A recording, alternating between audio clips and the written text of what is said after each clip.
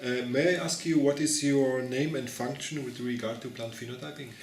My name is Kollist and I'm professor of molecular plant biology at University of Tartu, and regarding emphasis, I'm leading the Estonian infrastructure roadmap application where we are developing, willing to develop phenotyping facilities in Estonia. What is your major focus of plant phenotyping in your national community? So I would bring out three things. So first, Estonia has been quite successful, I think, in digitalization and implementing and utilizing and developing ICT technologies and taking these into use. And obviously these technologies, I think, are becoming more and more part of agriculture as well. And that's what we would like to develop, is that we want to develop sort of sensory network which would be interconnected and would function in the field.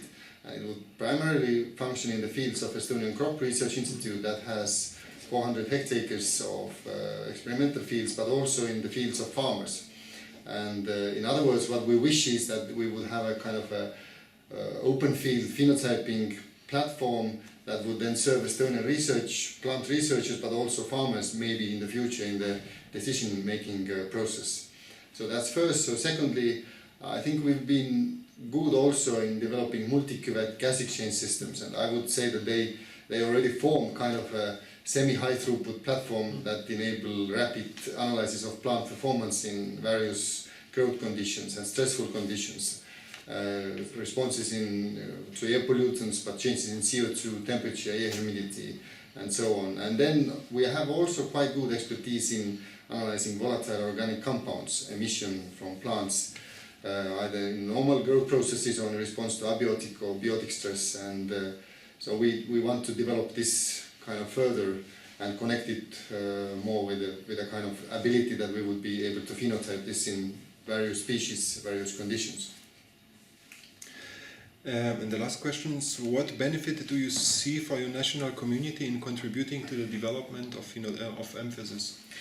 I think it's obvious that phenotyping is very kind of diverse discipline. So it's not possible that every country would have the option to phenotype everything. You can ask so many questions. It depends on species, it depends on treatment you do, or it depends on level you want to look. So I think the collaboration is really essential here, and kind of it does not make sense for Estonia as a small country, for example, to develop something what is already well functioning in some other countries. So we need to kind of share of knowledge, and building it up jointly is very essential. So we definitely have a lot to win from that. And I think Europe as a whole as well, I think we are good in Europe in phenotyping now, in developing technologies, and that should help to keep this position globally, I hope. Thank you, Hannes.